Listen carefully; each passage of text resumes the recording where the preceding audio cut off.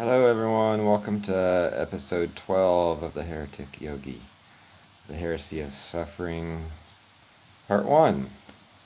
So, if we are trying to avoid suffering in the future by realizing our wholeness, that means we're going to have to, or eventually will, realize the wholeness of everyone else around us.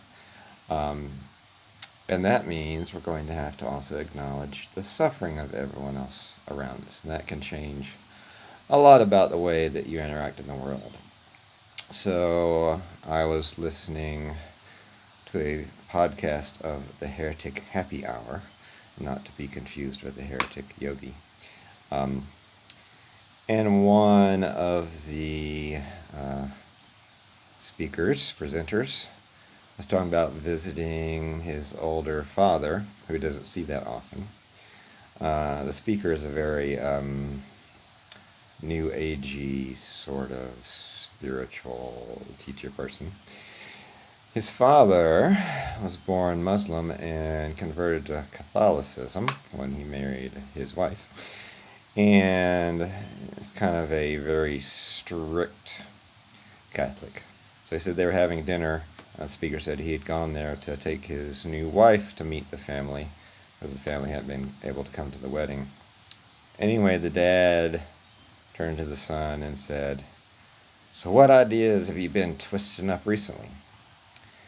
And the son, who was the speaker on the podcast, said he didn't really say anything because his dad never actually asks questions. He just proclaims things. So he wasn't sure if it was actually a question or where it was going. And then his dad said, "You know, there is no peace or salvation outside of Catholicism."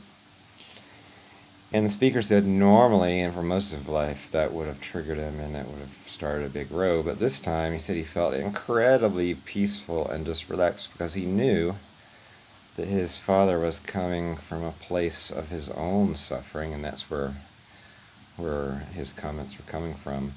And that he could just see his father just as another human being rowing the boat on the sea of suffering, and just appreciate him as his father and as a person. So wouldn't it be awesome to be able to understand other people's suffering? And it's not that hard until they turn their own suffering on you and use the pointy end of it to poke at you. And then when you're under attack as a result of their own condition, that's when we tend to attack back. So wouldn't it be great if instead of attacking back, we could say, "Oh, I'm more concerned with where you're coming from and your own suffering than the suffering that you are applying to me." That's a very hard task. Some people can do it, not many, I think.